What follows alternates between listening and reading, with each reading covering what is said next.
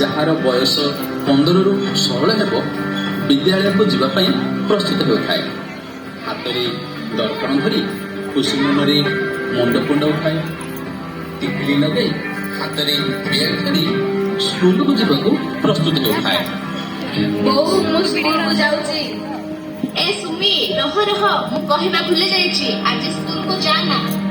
କିନ୍ତୁ କାହିଁକି ବୋଉ? ଜାଣିଛୁ ଆଜି ମତେ ପ୍ରାଇଜ ମିଳିବ, ମୁଁ ଭଲ ପଢୁଛି ବୋଲି।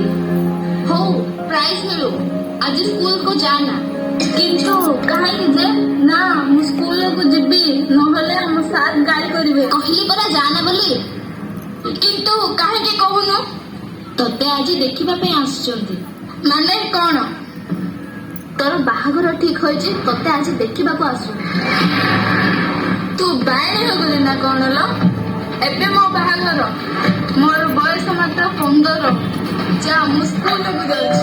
ସୁମନ ଶୀଘ୍ର ଆସେ, ସ୍କୁଲ ଯିବା ଲେଟ୍ ହେଲାଣି। ଆଜି ସୁମନ ସ୍କୁଲ ଯିବନି।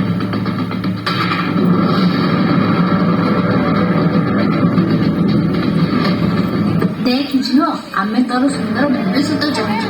ଭଲ ସମ୍ପଦଟିଏ ମିଳିଛି, ଏଇଟା ହାତରୁ ଖସିଗଲେ ଆଉ ଭଲ ସମ୍ପଦଟିଏ ମିଳିପାରିବନି। ତୁ ଶୀଘ୍ର ଯା, ନିଜକୁ ପ୍ରସ୍ତୁତ କରେ। ମୁଁ ତୋ ପାଇଁ ଅଳତା, ଲୁଗା, ଲିପଷ୍ଟିକ୍ ସବୁ ତୋ ପାଇଁ ଆଣିଦେଇଛି। ପ୍ରସ୍ତୁତ ହୋଇଛ? ମୋ ଗେଲାଟା ପରା, ମୋ ସୁନାଟା ପରା। କିନ୍ତୁ ବୋଉ, ମୋ ପ୍ରାଇଜ, ସ୍କୁଲ, ମୋ ପାଠ ପଢା ସେ ସବୁ ଆଉ ନାହିଁ।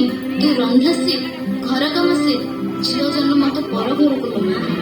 ନା ବୋଉ, ମୁଁ ପଢିବି, ମୁଁ କଲେକ୍ଟର ହେବି, ଏ ସମାଜର ମଙ୍ଗଳ କରିବି, ମୁଁ ବାହା ହେବିନି।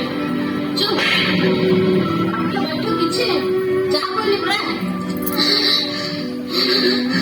ବୋଉ ମୁଁ ପଢିବି ବୋଉ। ଶୁଣି, ଆମ ଝିଅ ଭାଗ୍ୟରେ ପାଠ ପଢା ନାହିଁ ଲୋ।